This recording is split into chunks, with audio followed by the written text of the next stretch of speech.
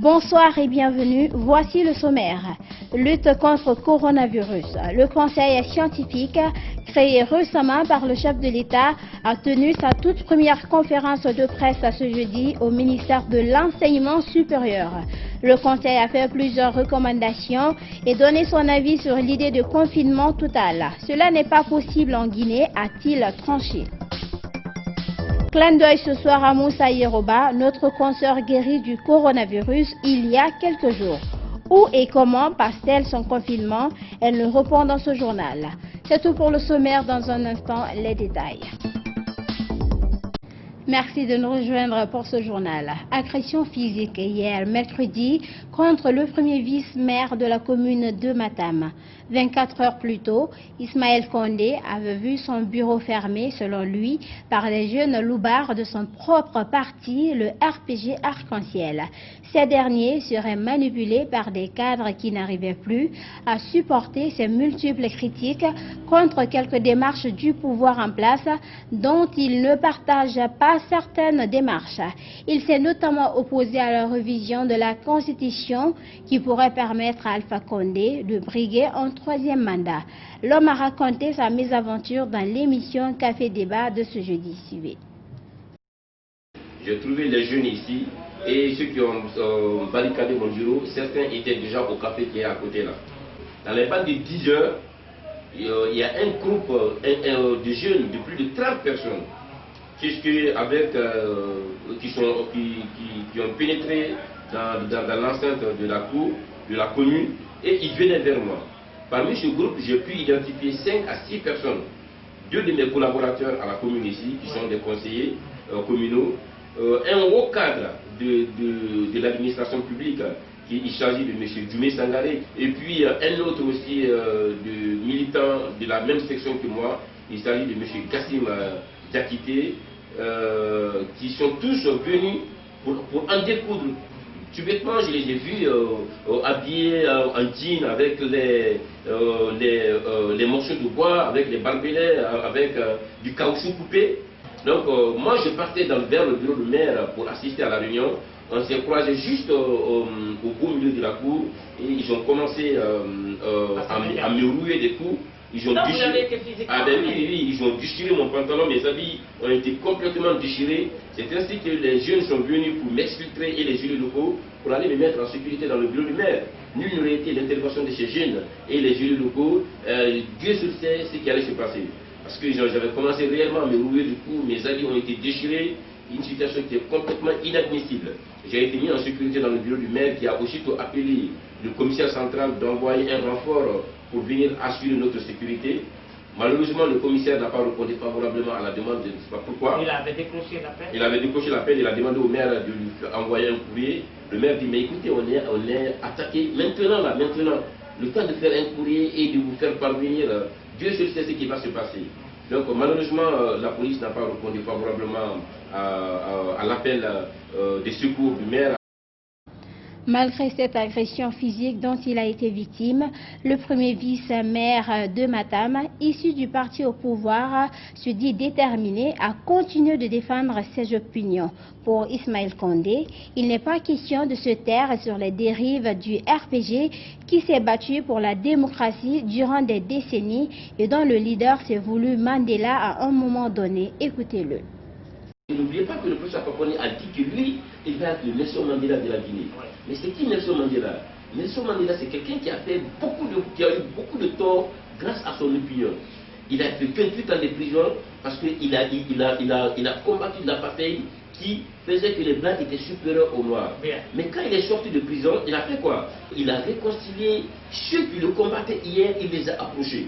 Le professeur Fakonde a fait la même chose. Quand vous voyez aujourd'hui le gouvernement du professeur Fakonde, vous voyez des personnes comme Bourema Condé, qui étaient considérés à l'époque comme les bourreaux des RPG de Banankoro. Mais aujourd'hui, Bourema Condé bénéficie de largesse de pouvoir. Il est ministre depuis plus de 5 ans, 6 ans. Vous voyez aujourd'hui Kassouri Fofana, qui en 2013 n'a pas hésité à dit que tous ceux qui votaient là pour Alpha Condé étaient un patard. Aujourd'hui, il est Premier ministre du gouvernement du professeur Alpha Condé. Donc, il était sur la voie d'être Nelson Mandela de la Guinée. Mais à un moment donné, on n'arrivait plus à comprendre la ligne du parti. L'ADN du parti, qui est un parti qui s'est battu pour la démocratie, se voit aujourd'hui contraint de modifier la Constitution. À la base, le professeur Alpha Condé lui-même a dit dans le journal indépendant qu'il ne va jamais changer de constitution. Un président libre qui dit qu'il ne va pas changer de constitution, 3 ans après, qui revient à la charge pour dire que la Guinée a besoin d'une nouvelle constitution avec des arguments qui ne tiennent pas souvent à la route. Nous on dit qu'attention, notre président est en train d'être récupéré par des personnes qui savent faire des dictateurs. Et c'est pourquoi j'ai dit attention, nous, la jeunesse révolutionnaire du RPG, il est inadmissible qu'on s'asseye, qu'on regarde ces personnes jouer l'image de ce grand homme qui a libéré la Guinée.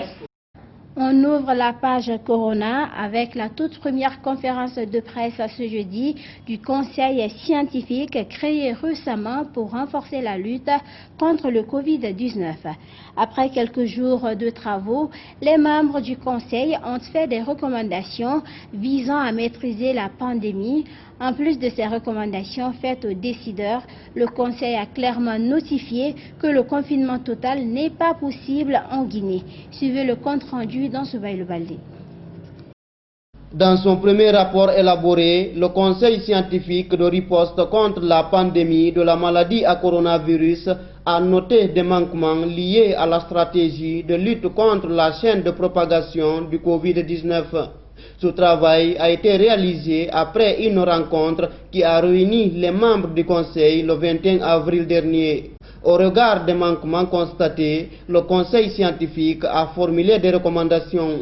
Le Conseil scientifique recommande, premièrement, l'hospitalisation ou l'isolement de tous les cas Covid-19 avec des moyens adéquats au profit de tous les patients pour une prise en charge adaptée et multidisciplinaire en milieu hospitalier ou tout autre lieu dédié.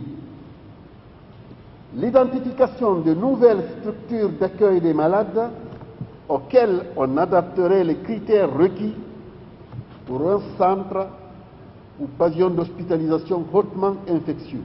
Puisque la vocation du Conseil scientifique est de se pencher sur toutes les informations liées à la pandémie du Covid-19, de larges recherches sont en train d'être faites pour notamment donner son avis sur le produit de Madagascar.